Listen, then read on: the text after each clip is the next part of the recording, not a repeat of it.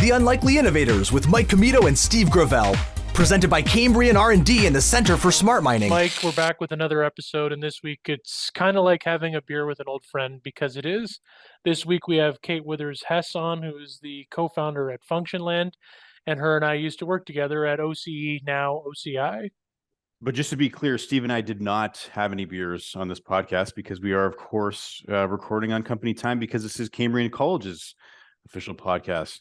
Just putting that disclaimer out there. Well, and also for anyone listening and watching us right now. It was also 10 o'clock when we started, so we would have to do some soul searching as to why we're doing that, if that were the case. Well, I've been workshopping this expression. I want to try it maybe here on the Unlikely Innovators. That, like, I always say, you know what, it's 5 o'clock somewhere. Like, have you heard that before? That's a Mike Commito original. Yeah, I've only heard you ever say mine. that. I've just said it for the first time now. So yeah, it's good. Anyway, no, this is yeah, no, it was great talking to Kate. I obviously had the chance to meet Kate, a few times over the years when you and her were both at OCE, now OCI.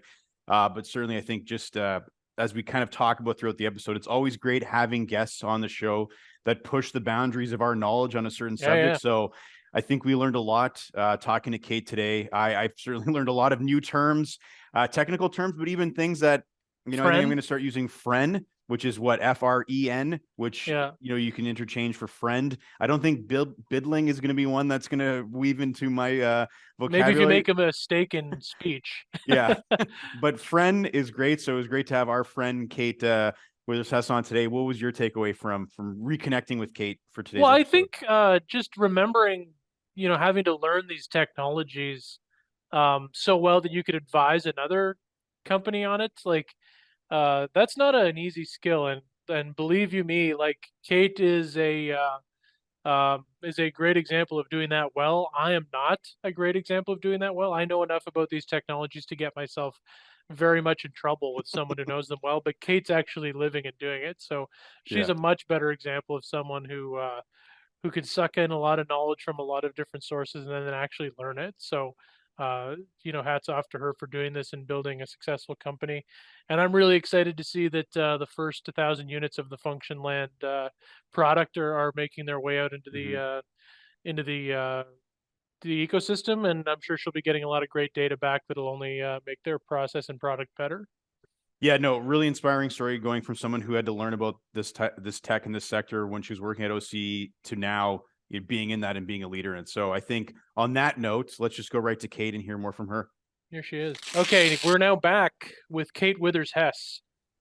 Kate is a PhD graduate from the Ontario Agricultural College at Guelph University and also Michigan State University Crop and Soil Sciences.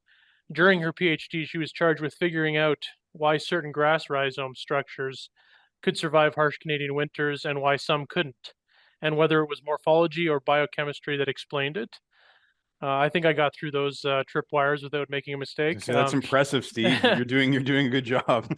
Yeah. We'll have to throw in the Canadian North, right? Yeah. She now uses this knowledge combined with ecological systems and complex cycles like the nitrogen cycle to try and understand tokenomics and building for resiliency in Web3, which we'll ask her about later.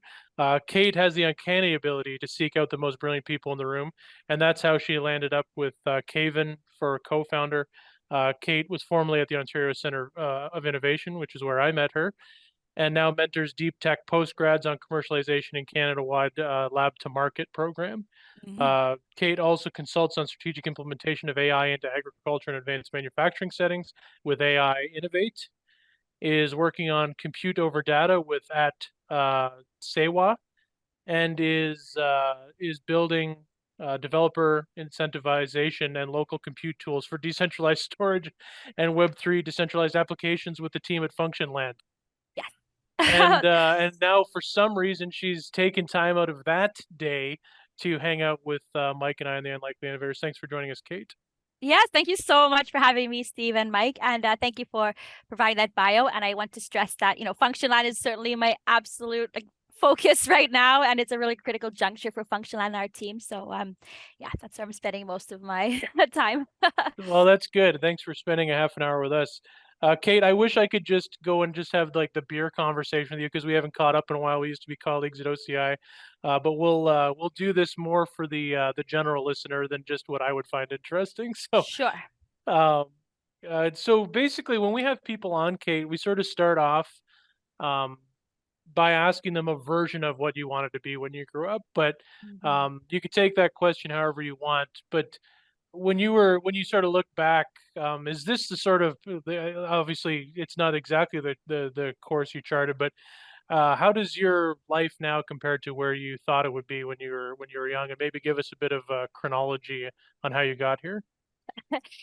Sure. So, yeah, I grew up with like a really strong mother in my household, and I was just trying to like break glass ceilings like her and everything. So, in my studies and pursuits, I always thought I wanted to achieve big things and make her proud, and like advance things for women. I'm learning over the time that I maybe have had the stance of like um sorry, actually, let me just back up for kids. So when I was growing up, always wanted to be all sorts of various things, and very proud of my mom and what she was achieving. But I recently took a look at my high school transcript, and so it's kind of interesting because a lot of people in the NFT space or elsewhere in cyber or also in the cannabis industry, I went to high school with these people, and we all graduated around the same time. So I was looking at the transcripts and how are we prepared and educated for these careers that we now find ourselves in, or some people are on in the C-suite of really big companies making really big critical decisions for shareholders and things like that. So how do we all get here? But it was really interesting. If you look at the transcript, we were studying like civics and economics and mixed in with, like arts and band and like music. And there was these elements of, bringing in art and language and like law and all these types of things. So, but I also found a really strong element of mathematics in there. So I think I was at that pivotal time when they dropped OAC, and then we were only going to have grade 12, and then they really compressed math and chemistry and biology, and it got really, really complicated. But just try to really hang on with math, and I can see that coming through. So it's interesting now with AI and with tokenomics and crypto, how one actually gets to apply pure and basic mathematics without actually having thought about a career around it, as an example. So yeah, we can share more on that in the future. I think we can switch questions for now. Yeah, but you thought you were going to do something big, I guess is the takeaway, right? Yeah, I think I grew up in South Africa, I should add, and also mostly my childhood was in Swaziland, which is now known as Eswatini, and we were cut we were cut out of the internet and the Olympics and like media, so we had because of apartheid in South Africa. And then within Swaziland, it was just very difficult to obtain information. So when we first got the computer, I was like just starving to understand how does it work? How do we like reprogram it? What else can I do with it? But with just information, I got bits of BBC over radio. And like that's how I knew what was happening in the world. So growing up knowing I wanted to like affect change, but also starving for like information. And I know now like it's informing what I do now because data ownership and all of this is super critical. Yeah, and if you got up early enough, I remember when I was a kid, one of the first things I grew up in logging in a logging company, and the BBC International World Service was like a staple in our household, right? Right, All these exactly. people with accents different than mine telling me about what's going on in the world. Yeah. But like interestingly also I also grew up with this like inherent trust in the world that the United Nations and the World Health Organization and the bigger leadership that was going to take care of everything. And I believed that for a very, very long time, too long. And I think when COVID hit and I just felt that there was no sort of resounding answer to it, or I think we were well looked after in the grand scheme of things as Canadians. But yeah, it was just kind of what are we all like working toward and trying to be when we grow up, and who are the puppeteers like controlling the world, and like we have to just be examining that a bit further. I was going to say, Kate, you wouldn't want to see my high school transcript. Let's just say that I've overcome my shortcomings in high school, and I think I've done okay. But certainly, I think if you were to look back at what I was doing, I don't think I'd be here. But one of the things I wanted to ask you, and this has kind of been a theme on the podcast as well, is that we often have people who are very innovative, and they maybe start in one career, one sector, and they kind of move into another space and kind of transition through that world. So when you started your PhD in plant physiology and biochem, like, did you ever think that you were going to end up in the startup world, or maybe just kind of talk a little bit about that journey and how you kind of went from academia to where you are now? All right. Well, I never saw myself in plant biochemistry and physiology, that's for sure. So I'd finished up at Michigan State. We had been just doing agronomy, like crop and soils, and trying to figure out the cropping systems. I knew I wanted to come back to Ontario. I knew I wasn't finished with these like exotic grasses and biofuels and looking at lignocellulosic ethanol and combustion, all these things. So I found a principal investigator, happened to be like the best PhD in cropping systems in Ontario, had a lab. And so I came to work on the project, and we had mentioned in the question in the bio is just like, why are certain grasses still staying alive and why were some dying? So to answer that question, it landed up being very much a biochemistry and physiology related answer. And so that was kind of tricky actually, because we didn't really have a lab for that. We had huge tractors and state-of-the-art combines, and we could till things. But when you had to find a microscope and a test tube, we had to like really dig deep there to like work with the common labs and share things. So I didn't really see myself there. How I got to here, it's a whole nother story. So when I finished my PhD, I knew that I didn't want to go work for a company or corporation. When I was doing my job search, what do I do now? I wanted to stay, and maybe Steve, you had the same, because we kind of had the same juncture points. Wanted to stay with academia, industry, and government. I wanted to keep commercializing and taking research out of the university and bringing it out, because it shocked me. Like, my research is sitting probably on a desktop somewhere, and research is going into filing cabinets. And then it was always this dilemma too coming out of your PhD. It's either you're going to cross the dark side and go into research admin, or you're going to stay a postdoc forever and like hope that it goes to faculty job. Or industry was seen as a bad thing, right? Or even if industry is a good thing, you cross over to industry and you never look back at your research ever again. I think that's like alarming. It's something, that's the reason why I'm involved with the Lab to Market program today. But anyways, I was really fortunate to be having always had a PhD where I was working with the farmers, I was working with all the value players in the biomass, bioenergy stakeholder chain. We were talking to everyone. So I always understood who was the industry, who were we displacing, what were the grand macroeconomics around it.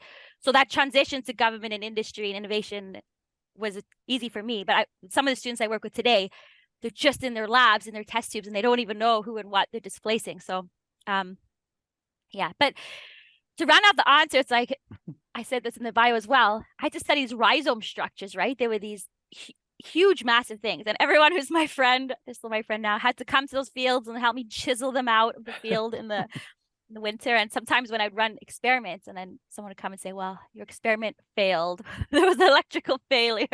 And I'd be so sad because there'd be no more rhizomes to go dig up.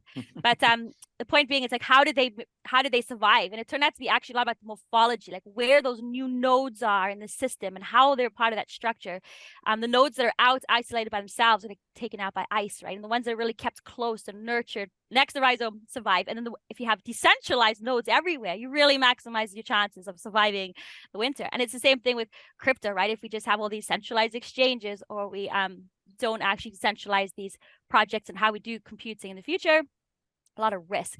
So to some people, it looks like a huge jump. And how did we get here? But to me, I see themes. But I think overall with the OCI as well, we helped startups and we helped SMEs try to integrate AI, integrate blockchain technology. So it's always kind of been in the mix there. I think that, like, when I read that in your bio, I thought you were being poetic, but it actually is a good metaphor. Your research is a good metaphor for where you are now. I thought you were waxing poetic. Yeah, no, I mean, sometimes I'm being poetic because I think too, like, I'm really still attached to agriculture and the farmers, and I still really engage with them, but I have to go figure out like this data ownership thing, right? But when it does come to the rhizomes and even like the nitrogen cycle as an example, it's like when you're trying to understand tokenomics and build out those systems. So who are the malware and the bad actors that are going to come and try and steal things out the back door? And who are the creatures and the innovators and the catalysts turning nutrients into better things? And who are the enablers and the operationalizers, and so all of these things actually make a lot of sense. And when you meet people who are out in crypto or in these types of roles or tokenomics, like they all studied all interesting complex systems, right? And I think we've met entrepreneurs as well with a third or fourth startup who understood systems or systems engineers, and it's a great way to actually tackle things. Yeah. Yeah, for sure. And I think one of the things we ask some of our guests who've had non-typical journeys from the lab to the boardroom,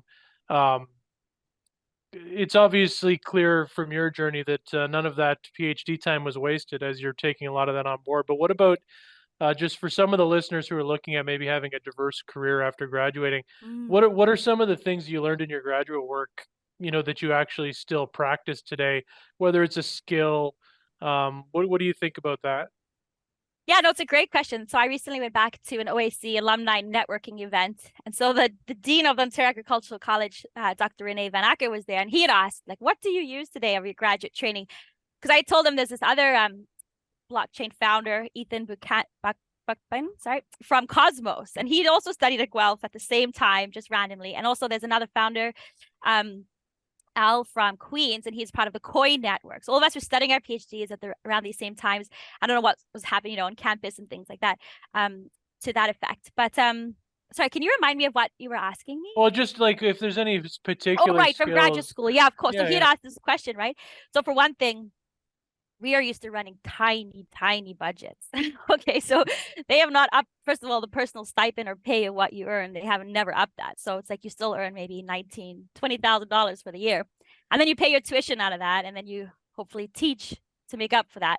But so you're used to being very bootstrapped and very conservative with your personal budget, and then with the project that you're trying to run. So if you're trying to run a 4 or 5 year PhD and you have a grant from British Petroleum and the Department of Energy, you know, maybe you're lucky. But if you don't and you're trying to piecemeal it together with government funding and grants, you get really good at running tight budgets. So even right now, you know, I'm not always let into the tokenomics, like financial suite of our office in our company. But when I am and I'm there, I help us to say, how can we so prudent with this money? How can we make this runway last forever? And that comes from that graduate training. And my both my co-founders, one went to grad school in the UK and the other to Colorado Boulder.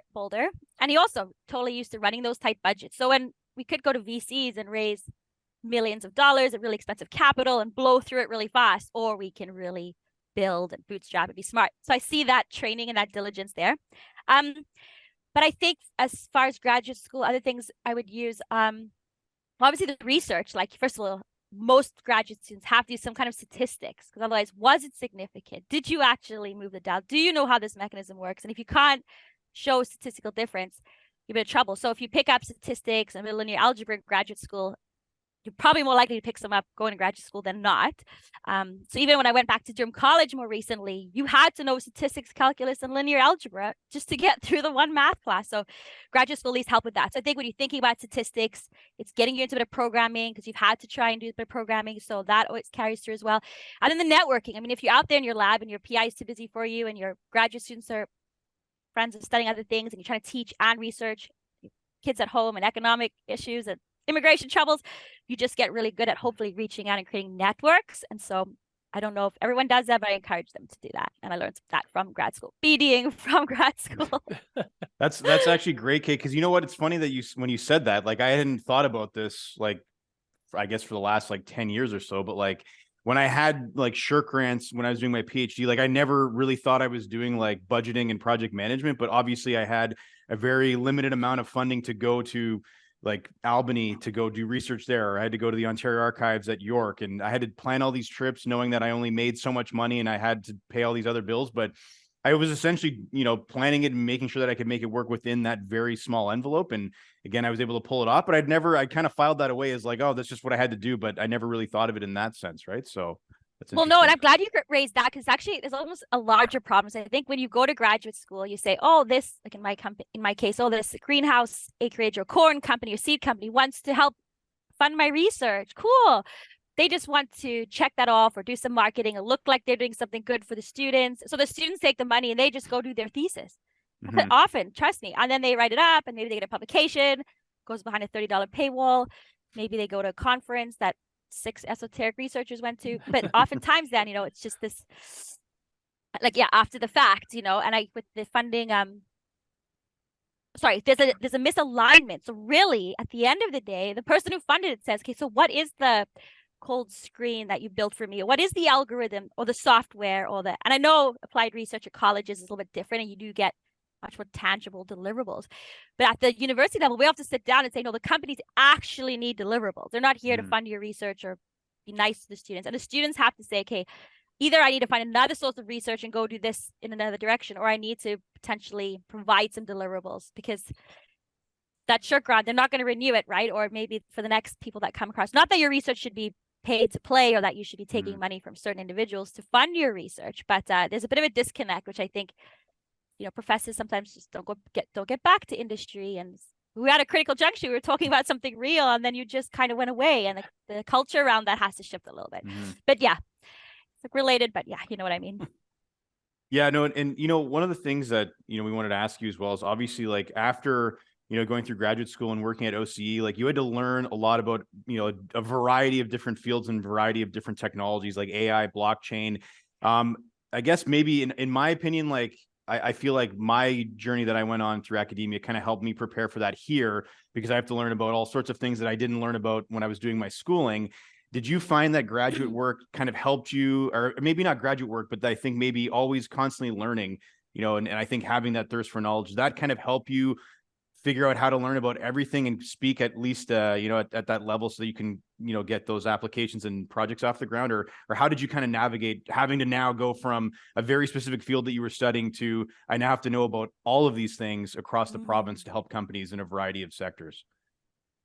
Yeah, it was a very, very exciting time. I think to go to the OCI, I know we were totally agnostic on what technologies that we were willing to look at. So we had startups coming in the door, just working on absolutely anything and everything. And then, like I'd mentioned, there are these companies that said, hey, we want to look at automation, digitization. We want to start incorporating AI. And then there was these companies that wanted to start incorporating blockchain. So I had a bunch of thoughts on that. So first of all, there was a few of us, for instance, that had to get this big cybersecurity consortium together. We wanted to compete against London as the commercial fintech / cybersecurity hub of the world. And we were jockeying, right? So we amalgamated all the blockchain security companies we could possibly find and researched them. We had to know it inside out. And that serves me today because trust me, blockchain security is not a joke. And now, we're trying to talk to the University of Waterloo with Functionland about ZK snarks and all of these things. And I can sit at that table and still converse with the professor because I had the chance to put together not only those industry to industry projects, but often lots of academic to industry projects. With AI, it was really interesting because we're helping some startups that were just going to be AI from the start, or some that were AI finding a use case, and it's interesting to see where they are in their journeys right now. I'll just give you this one example. There is this entrepreneur, Ron Glosman, and he had this company called Keynote. So he came to us a couple days before the seed funding was going to close. He said, you need to help me write this grant. I want the seed funding. I said, Ron, first of all, people have been working on these for weeks and weeks. We'll give it our best shot, but this is going to be on you. He said, second of all, I'm thinking of dropping out of Waterloo to work on this full time. What are your thoughts? I was like, this is a lot at the boardroom table. Let's focus on the grant. So I won't tell you what he did with his personal life, but the company was so interesting. I could see he had incredible AI redaction technology. He could take any piece of like a bill or legislature or document and redact it. So that was exciting. And then but then he could also go through an entire humongous document and pick out the key things you would need. And we were also really keen on legal tech at the time, right? So I thought, well, for legal tech, you could understand which acts are coming up, which case law and all this stuff, important information. But interestingly enough, and this is why I bring up Ron's case, is because that was exciting at the time and he did really well with that. But then he ultimately pivoted to insurance tech. And now that beautiful technology and that beautiful mind of Ron's is heavily focused on insurance tech. So now he goes to insurance tech forums and has podcasts on insurance tech. And I just wonder, sometimes we were really quick to say, make it revenue generating and productize it super quick. So Ron is doing fabulous. He's doing, very, very well. But that's just one example of, I felt like we had a lot of accountability in how we were helping these companies get their seed funding, which directions they would take with all these other layers of life and school and direction. But it's really great to see where some of these companies are. And they've gone on to raise their Series A now and all these. So you can see, which ones in the AI space work really well. With blockchain, I'm a little bit frustrated because I think in the beginning it was all like, let's do projects on transparency and creating these chains of chemicals, food to fork, and right now they're looking at, tracing chemicals and things like that. But we kind of got stuck with those use cases of, what's it called? Traceability, right? Traceability. Yeah. We kind of got stuck Provenance. there. Yeah.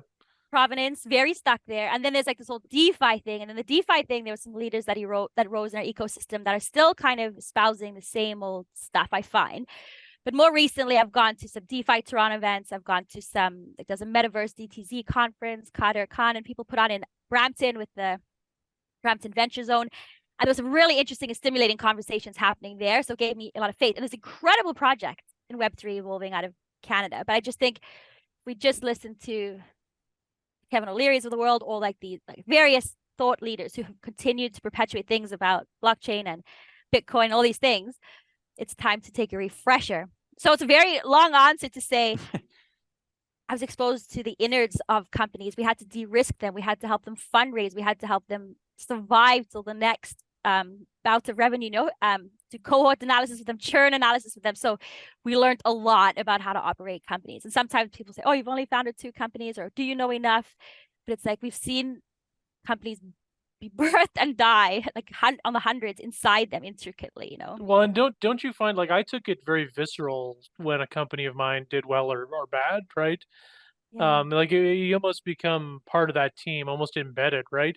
But I will share this, like, Kate's making it look very easy that she picked up blockchain and AI very quickly. But I remember one time you and I commiserating about how the hell do we wrap our minds around 5G? Oh, I don't know if you remember those things. Like, so why is this different than regular cellular? Why do I care? How can you build a company around that? Do you remember that? yes. But do you remember who was a friend from 5G that trained us all on it? Do you remember Yeah, sorry, whose yeah. name is missing. I'll come to his name in a second. That Geotab now. But basically, Yeah. one of our colleagues sat down and said, we need to understand 5G because Suthan. we can't go out there. Beg your pardon? Was it Suthan? Yeah, Suthan, that's right. Yeah, So yeah. Suthan said, I will take it upon myself to learn all of this and then do like a train the trainer session with you Yeah, guys. yeah. Or maybe he was put up to it. And until that point in time, I was a little bit confused. I'm not going to lie on 5G and why we were going with it. And then he explained there's 5G mobile, fixed 5G, and then all these various use cases. And all of a sudden we could curate meetings. We were doing like remote surgery in 5G. And I've stayed in that with the robotics and the ag robotic side. So Karachi Innovations, Sugati, he has now these agricultural robots that we tested with. First we tried the Mars 5G testbed, right? And then there's a lot of communication barriers and things like that, wireless barriers. So then we moved it to Waterloo, and that's where he's able to actually test things out.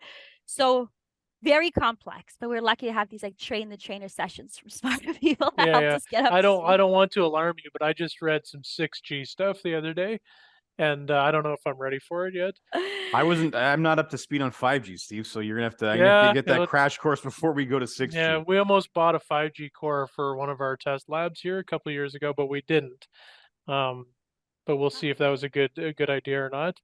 Um, I wanted to know, Kate, if you could talk a bit about your sort of first, like after OCI. I know that you and I reconnected again when you're working with Part Runner. Could you Mhm. talk a bit about that, maybe just as a maybe an instructive thing, Yeah, or sure. however you want to take it? It seemed like a cool idea. Yeah, no, so Pod Runner is actually still alive and well, and I call Oh, it good. a cockroach startup. So it's this idea that it can operate indefinitely with really robust technology and then be taken down and like ramped up as needed. So when there is needs for trucking or moving loads or moving equipment and things like that, we can and do use it. So that's my sister, and I had founded that company with my brother-in-law. And you said, as an instructive sort of answer, it was really tough, I think, building with family, and we had sought some venture capital, but then essentially decided to like bootstrap it. So that was obviously like really an interesting experience. At the same time, my sister and I were also having babies, and there was like postpartum sort of emotions running high and a lot of stress, and I think when I look back on how we put that together, and maybe it was not all necessary, like the stress at the time, but we had a lot of really great help actually from the University of Guelph, their entrepreneurship center, the John F. Wood Center, and we had a lot of support from Innovation Guelph, and I use all of that now. So for instance, I now train people on business model canvases, right? Because I've now gone through that with Part Runner, and we thought we were building the most robust two-sided marketplace that was just could not ever fail. And then some of those things about building marketplaces is true. There's a chicken and egg, and you got to figure it out. But I think there still is, just to close up on Part Runner, there's definitely a future for it. I think at the time I didn't want to sort of ramp up this massive two-sided marketplace and be the middleman, because I'd say to the farmers, hey, why aren't you selling your hay or listing it on our exchange? Or why don't you want to list this move easily with us? And they said, why? We need another middleman in this. They're already taking the margins everywhere, right? So we want to be there and create this community and be able to like pivot as needed. And we can see for ourselves, instead of everybody handing all this marketing money to Facebook and Google and Meta and trying to run ads and get attention for their businesses, we do want to support those companies and those entrepreneurs to set up their own rental stores and businesses. And so that work like continues, and that community is still quite strong. And I think there's quite a few construction or B2B marketplaces that could maybe even learn from our community building and even borrow from our community. And if they're wanting to have those conversations, we are open to that. Yeah. But bootstrapping is not for the faint of heart. And why we're trying to essentially almost bootstrap a whole blockchain company is sometimes questionable, but it's helped me inform us. We don't want the big VC players on our cap table Functionland, and we don't want it to have been built by venture capital and centralized monies. So who our investors are from our seed round and who we're going to bring into our strategic round is super critical. So I borrow a lot from the bootstrapping exercises and the accelerators I went through with that company.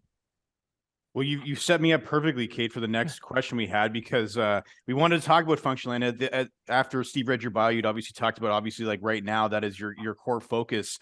So one of the things we wanted to ask you is maybe talk about that journey, and then can you also, I know that Steve and I look like we're smart guys, but can you talk about Functionland and how it's disrupting the blockchain space right now? No, absolutely. I was recently on a podcast with Mike Santos and these guys at the Canadian Canadian DAO, also known as the Great Web3 Canadian podcast.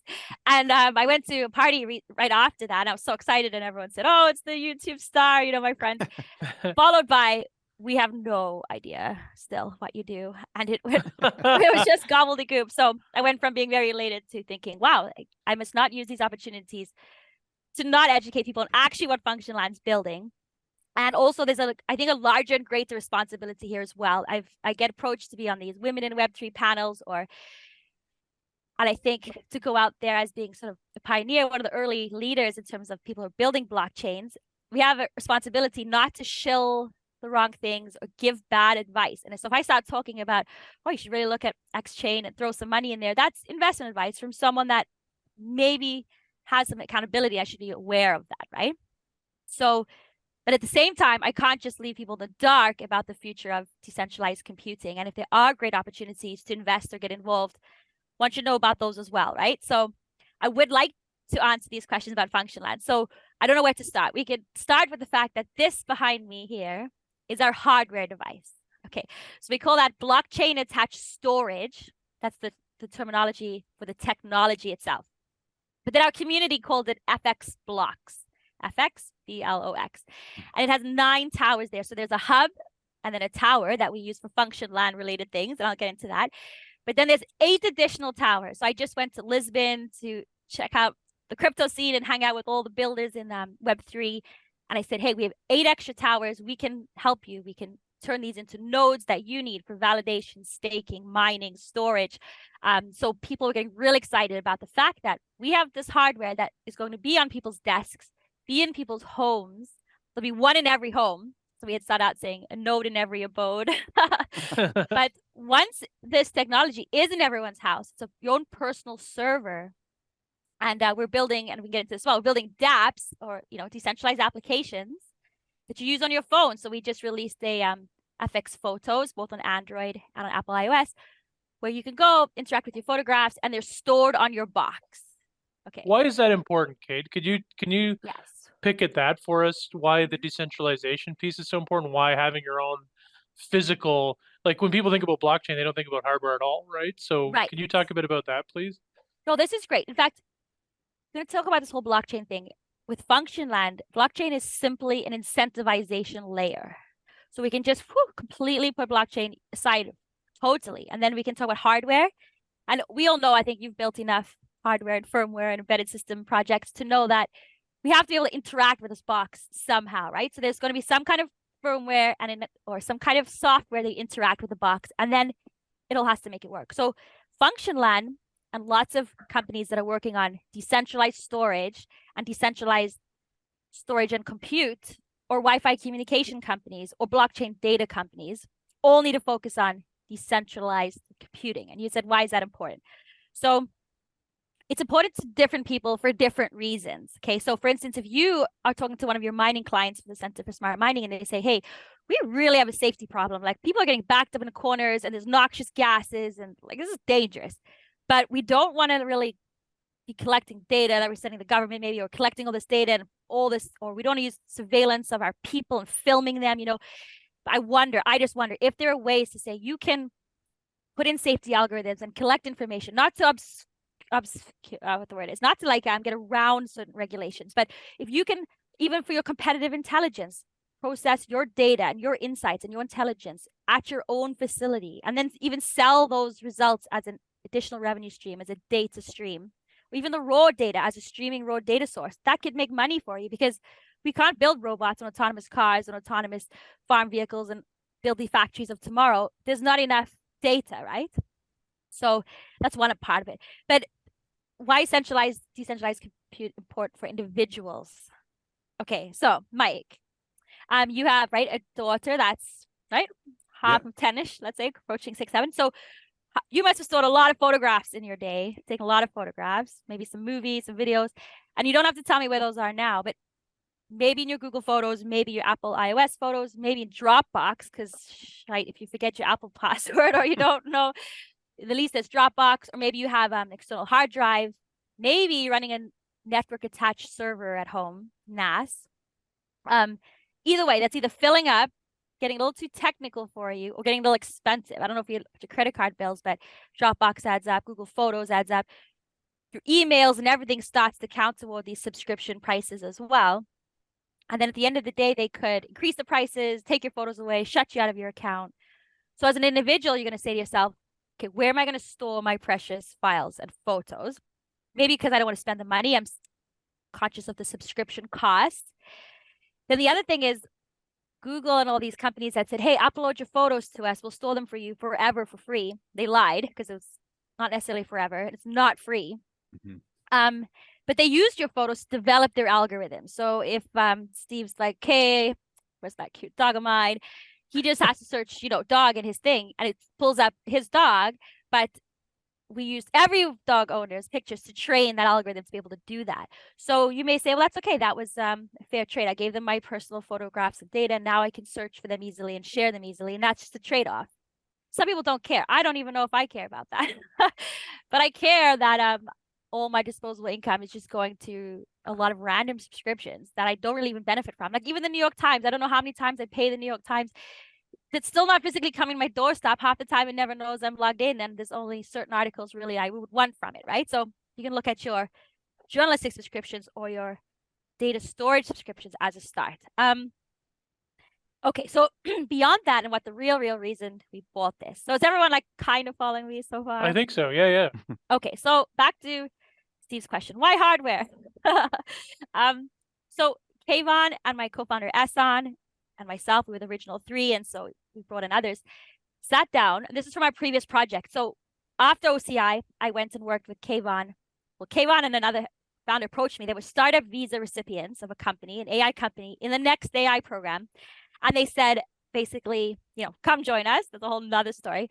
But all along, it just was crazy. Who is paying the open source developers? There's all this brilliant code, whole languages like Rust, people using React Native, like JavaScript. There's all this work going on, and no one is paying those people. And maybe if they do a hackathon or find a bug or get a bounty, or Facebook or someone donates money to something, they might be the recipient of that. But imagine how many developers are out there in the world who will never see a cent. So that's where we started. That is the first principles of it. And Ehsan, our co-founder, he was working on this open CV type of project to say, well, how can the right developers be discovered for the right jobs? And just came down to this thing is, how do we monetize open source development? I'm trying to change it into developer incentivization, but that's where we started. So then it came with first principles. We all need hardware to be our own personal servers. So then we can say to the developers, hey, go develop that crazy, cool, innovative thing you want to develop, because everyone can self-host. You don't need to pay AWS or pay Google to host your users' data.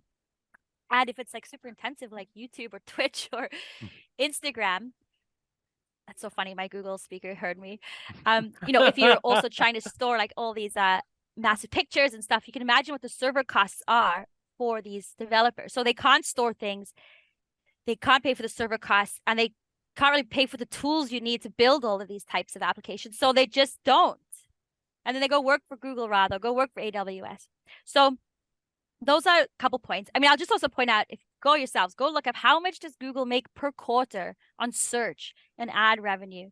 And then I think to myself, do I want to be giving 30, 40, 50 billion dollars to Google to do with what? To hang out, so they can hang out in Silicon Valley and go to barbecues with each other and invest in, I'm not sure. I'm not convinced it's the right efficient deployment of capital. Yeah.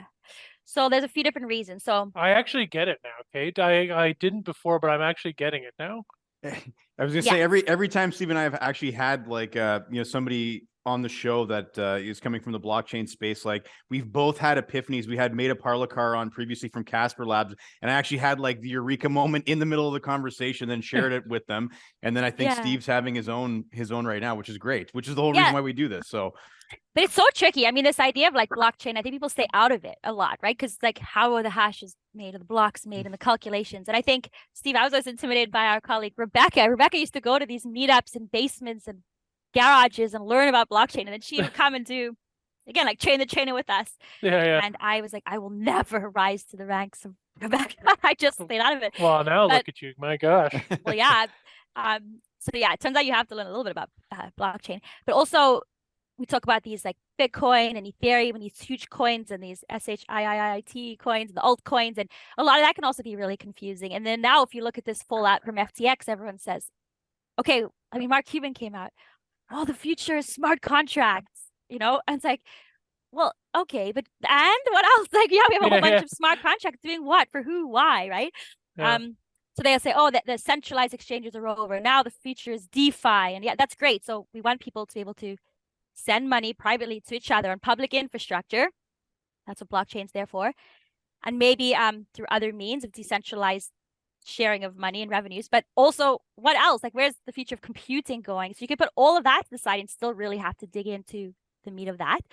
So anyone who is interested, there's the people who have backed and invested in our company, and we're building on top of and within their technology. So Protocol Labs, who is the originator of Filecoin and also IPFS technology. So Functionland builds on top of IPFS technology, something called libp2p.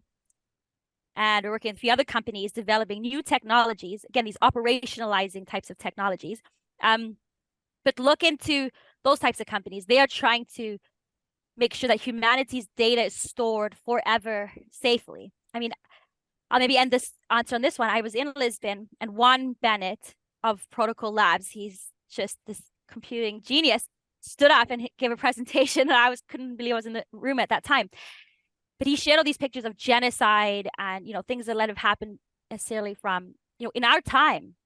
And they said, like, we need to capture the stories of these survivors, you know, from, you know, like Bosnia or maybe famine or whatever they've experienced. Capture these stories forever, where humanity can retrieve them later, know how to retrieve them, but maybe after they've passed, like when they've died, because they don't want to be alive for when these stories are uncovered. And it just like blew my mind. So who out there is going to want to safeguard like the citizens, like humanity's historical record? So that is something like Protocol Labs. And then who are the companies around that trying to say, hey, let's do that? And I came across this whole organization out there called Compute Over Data, and they all have been just getting together voluntarily and saying, how can we get people to donate computing power, donate computing resources, so that we can run algorithms to discover cures for rare diseases, or we can find future vaccines. So those types of the people are like building, and they're not doing it for living in Dubai, being fancy about it. You know, they're doing it for the future of humanity, and those are the types of projects you want to pay attention to. Yeah, there's a really interesting one called Flux coming up. I'm worried Flux is like in our domain, you know, it's in our space in terms of the competitive landscape. But incredible work. And they're literally going to bootstrap that thing. And it's so exciting to watch. Yeah. Well, it's very humble of you to give them a commercial. Well, yeah, I'm going to be really strict on who I give commercials going forward. I think I've gone through Filecoin Techstars, so that whole cohort, loved all my cohort mates. Went through Outline Ventures, love all my cohort mates. I love all the Canadian projects. But, you know, at the end of the day, I can't give people ads and proclaim I'm behind them because they're Canadian or my friends or because I like them. I'm really strict about which projects I discuss out there now. Yeah. Yeah, that's good.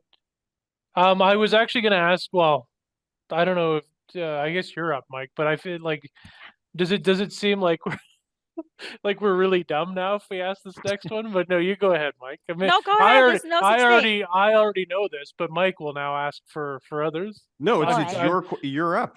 Okay. Yeah. So I was now you look dumb because you don't even know which question you're supposed to ask. That's fine though. I'll be the dumb guy. Impossible. I struggle. You know how there's always new tech buzzwords. We talked about them before. Yes. Can you help me with Web3? Absolutely. I will help you. You mean that's the word? Because like I don't want to I want people to use words. I've always been a big proponent of like using precise terminology. Yes. And what are we talking about when we're talking about Web3? Okay, I will answer that. But I want to mention again in Lisbon, I was at a talk where they had two thought leaders in the space. Okay, it's supposed to be three, only two made it through customs apparently. But they asked them again, just like your question, one word. Okay. And then they had to define it or riff on it or something. And it was I mentioned it was very illuminating because these people, when you struggle to find those terms at a basic level, and yet people are counting on you to be stewards of tens of millions of dollars of capital, it's alarming. So what is Web3? So recently, my co-founder Kayvon came out, and this is probably the last time we let him speak. I'm just kidding. He's having a bit of yeah, we're just letting him have a little bit of family time. But basically, he said, I want to disassociate ourselves with the word Web3 totally. I mean, crypto's long gone. I don't want us to even be associated with Web3. There's this term, I don't know if you know, there's a company actually out in Kingston, Ontario called, they focus on distributed computing. And then what Kayvon's talking about is decentralized computing, or, so Web3 kind of got corrupted. So originally, there was like crypto and all of that something happening over here. And then Web3 was this great wholesome term for everybody that was working on the future of computing and taking the control and the power back from central big tech like Google and AWS and Azure. So we were going to do Web3, which was all of this future of computing, but it got very much commandeered by the people trying to shill different projects and the different coins and the influencers. And it just got really, really messy. So I think even going forward, one should just start to forget about terms and just be looking at what is under the hood. Like what are they, the word building, when you switch the D and the L, what are they biddling actually? So I thought that was a mistake when you wrote that. Can you talk about what's biddling? I don't know. People love to try teach me Web3 speak, and sometimes I entertain it. So for instance, instead of lol, which I love lol, I'm supposed to say like kek. Like KEK. I don't even know. That's instead of LOL. If that's not even the right definition. But I sometimes really like it. So for instance, people ask me about my personal pronouns all the time, women, she, her, him. I don't really know. And I think sometimes with Kayvon and myself, there's a part of our brain where we just want to go where there's a place of no gender. It's all like logic. It's like almost like a machine, and to him, to me, I'm not sure. But I've adopted from like with Web3 speak this idea of like GM. I love it. Good morning, GM. No pressure. I feel like it's a signal. I love that. And then friend. I use friend a lot. Like probably too much. My husband hates it, but it's like friend. Is that friend? FREN. You're my friend. Mike's my friend, and we're building together. And then apparently someone in Bitcoin or something, I'm Ethereum, somewhere along the line, accidentally misspelled building. And people went nuts for it. And I still go nuts for it. So when I really talk about building like actual core infrastructure and middleware that we need for the future of computing, I get excited about that word. Yeah, it's on purpose. I am so far removed from this, Mike. I was gonna say we're I mean, I could get down with friend. That's kind of neat. Yeah, I like that one. Yeah. But yeah, I think these definitions and everything, and there's a lots of people. I'll just make this really clear. First of all, the journalism is all pay to play, like Forbes, and my whole inbox is, hey, I can try get you an article in this newspaper. It's all pay to play. Beware of that. So like these journals that are, sometimes even these Twitter spaces, you'll see someone is literally like a paid influencer, and then there's a journalist next to them that a paid influencer. And you're like, the honest one there is the paid influencer. So be really careful with what you're reading and who you're reading. And then there's a lot of these influencers. The influencers are all paid to play. So they come out like they're thought leaders, and they talk about Bitcoin, and they talk about Ethereum, and they talk about all these other random projects in between, and they try obfuscate. I'm trying to say this word. Obfuscate. You got it. Yeah. And muddle it up, and you're like, oh my God, well, I know that's a pretty good project. I'm watching that one for a while. They must know about this up and coming one, and I'll throw some money in that. And then even these people that create these massive communities, and like my friends help run these communities, I know who they are. It's like, it's time to stop creating YouTube channels and videos for the ones you love, and then mixing it in with the critical analysis of the ones that you don't. Like, it's just time for that to end.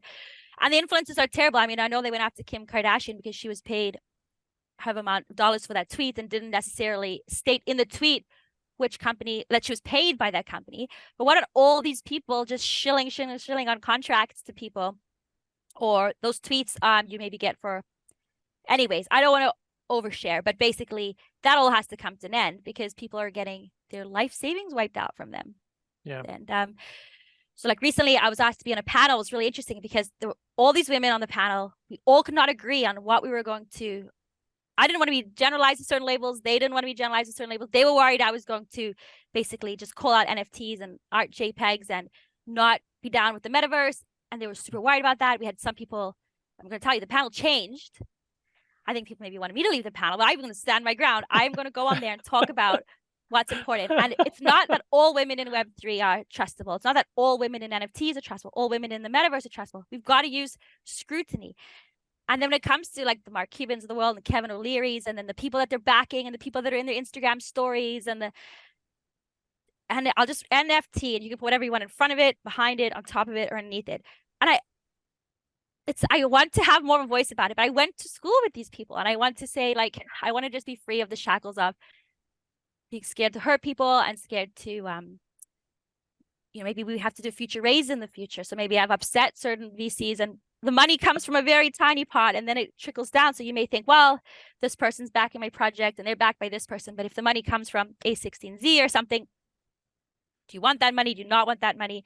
Are you scared to speak because that money may therefore not be?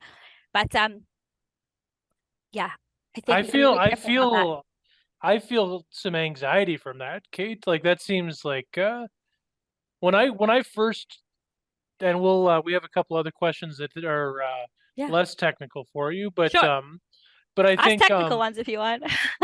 No, but I mean just for our brains, Mike and I, because I know that there are a lot of our listeners that really understand this stuff, and I'd say our understanding is more nascent than most.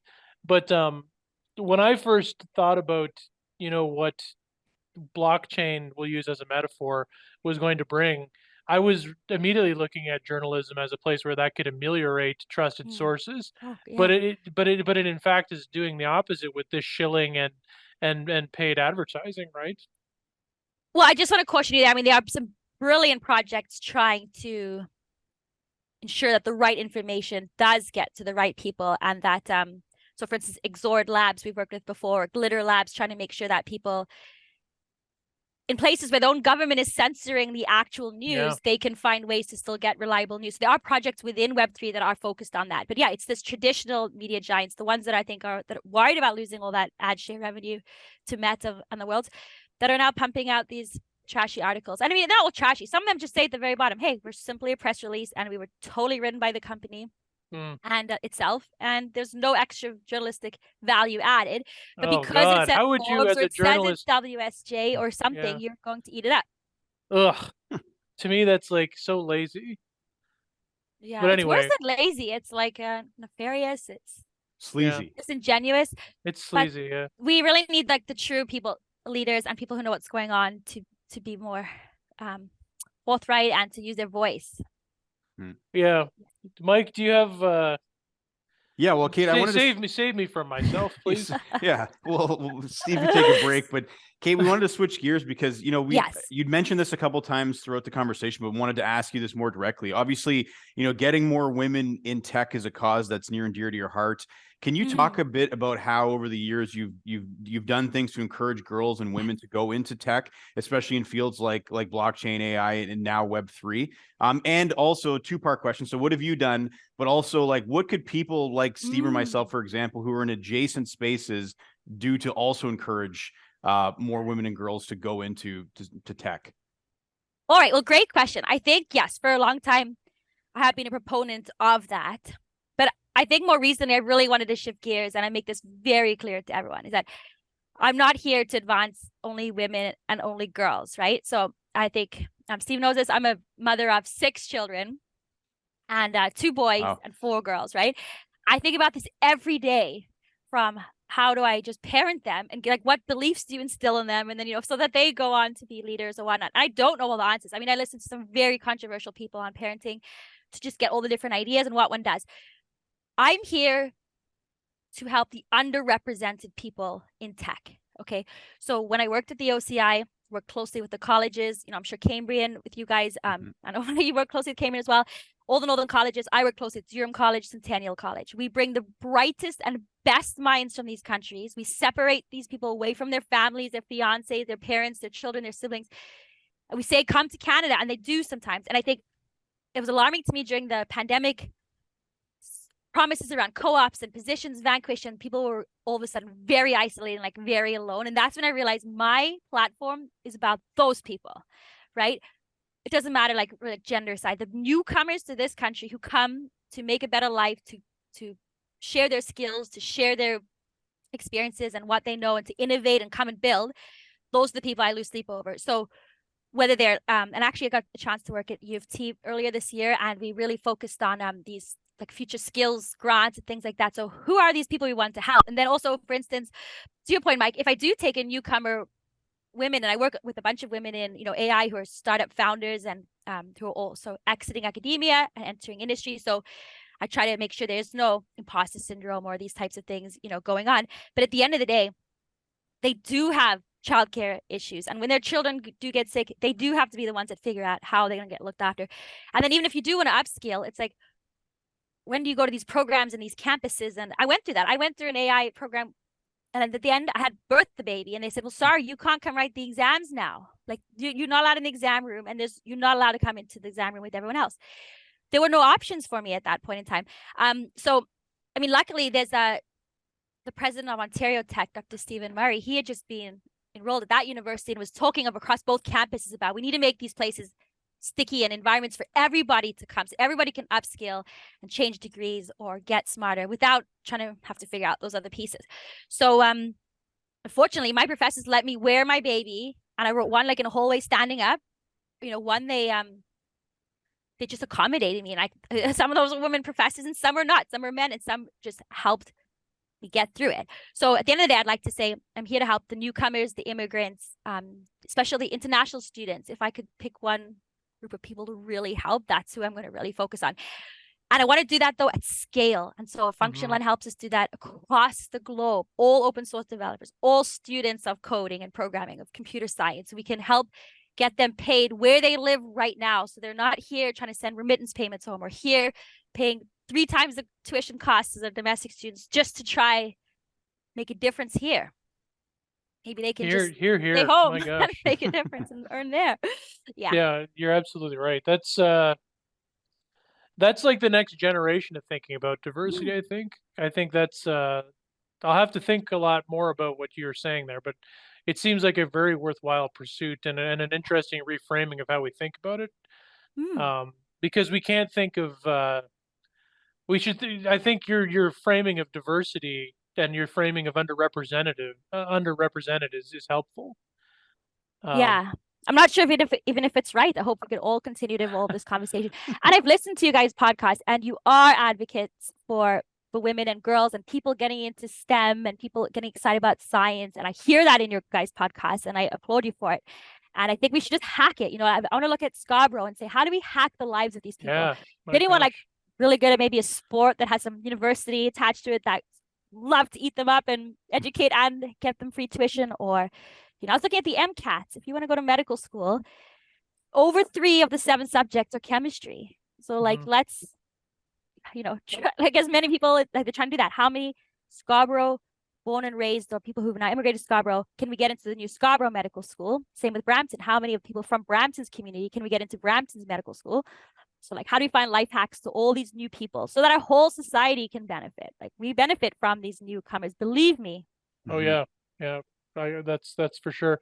We there's a few startups in Sudbury that are almost 100% staffed by newcomers from either Cambrian College or Laurentian University. It's incredible the impact they're having, right? Yeah. No, that's great. So we're gonna wrap up. I told you it was gonna be half an hour. We blew that out of the water. We're gonna have to, this might be one of our first repeat guests. We'll have Kate back on. She'll have had 8 kids by then, but no, Functionland's my last baby.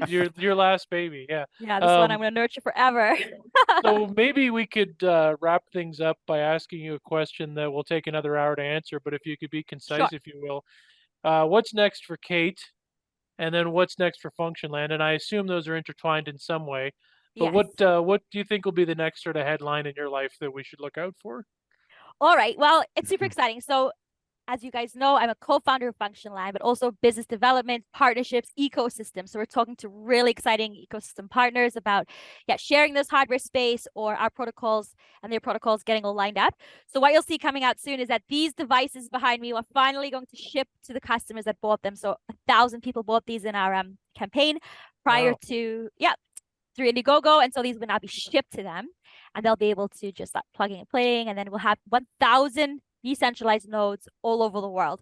And so that's just what our community is really, really excited about. And then once these nodes are out there, we currently have our test net operational, so we'll be having our canary net operational across all of these boxes. We've got our decentralized apps coming out. So I just mentioned how we have Google Photos and the Apple Photos. We also have like a Google Drive file manager coming out. And these are very exciting apps, but each one in the Google Store has over 1 million downloads. Like you actually need these file managers more than you think. So that's really exciting. The dApp's coming out. We have a solid dev team. And then we will be making announcements around our strategic raise. I think we'd like to do that before the end of Q4.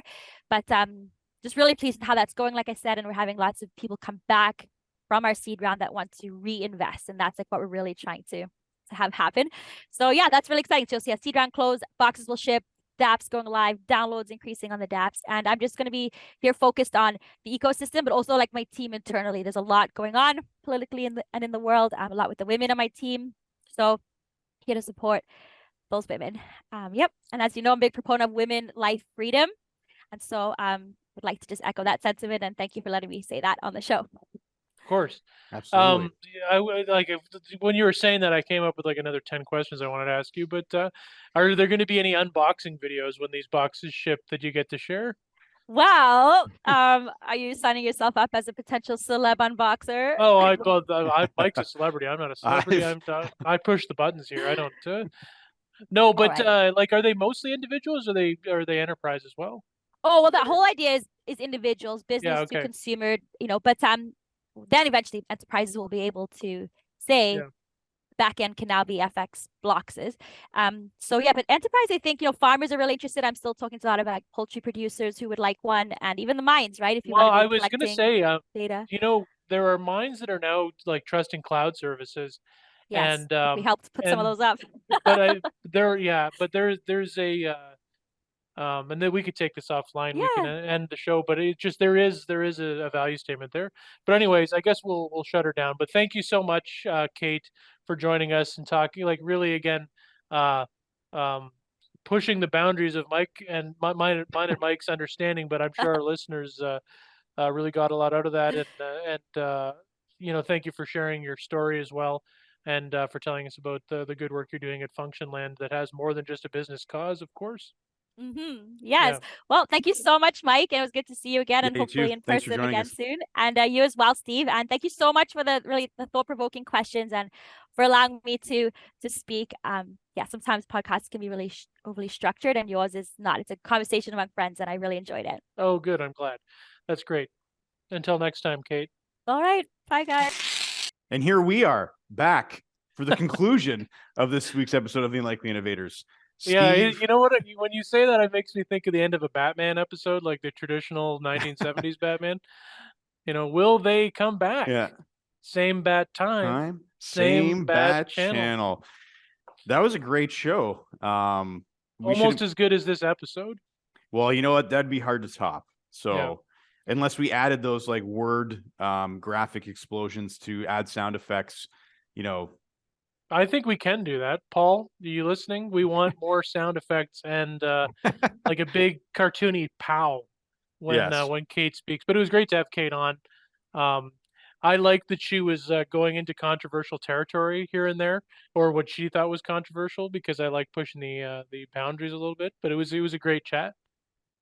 Yeah, no, I think it gives me a lot of things to think about as well. Even I think just like practical examples coming out where, again, I think is always great when we have a guest on who's able to take a complex field like this and kind of provide you with, well, you use photo storage to think of that as an applicable example for some of the stuff that Kate was talking about. So Yeah, one of those things where, I'm glad that this podcast continues to give us a forum to talk to people that are much smarter than we are, and learn enough. But to your point earlier in the intro, not to get ourselves in trouble. So I by no means now believe that I am armed with enough knowledge to go talk confidently about Web3 and blockchain. You're not a Web3 expert now, friend? Not yet. No, there you go. That's good. Oh man, but no, it was great to reconnect with Kate, and I'm sure that our listeners got a taste, and do look up Functionland on all the places that they exist, and then see what their project is and what they got going on, because I think there's going to be some exciting things coming down the pipe for that company. Absolutely. And we'll keep track of Kate, and like you said, maybe have her on for a later update. We haven't actually, I think that's probably one of the most impressive things. No repeat guests. No repeat guests. Not to say that we wouldn't, because I think we've had all of our guests have been awesome, and I'd love to have a lot of them back on, but we're keeping it rolling. No repeat. Your no repeat workday. I feel like I'm infringing on a radio station right now. Yeah, I don't think you can say that, buddy. Also, we don't last a day, hopefully. And in service of not lasting a day, let's cut it there. I think Thanks you're a right. lot. Thanks a lot to Kate. We'll see you guys next time. The Unlikely Innovators with Mike Commito and Steve Gravel. Presented by Cambrian R&D and the Center for Smart Mining.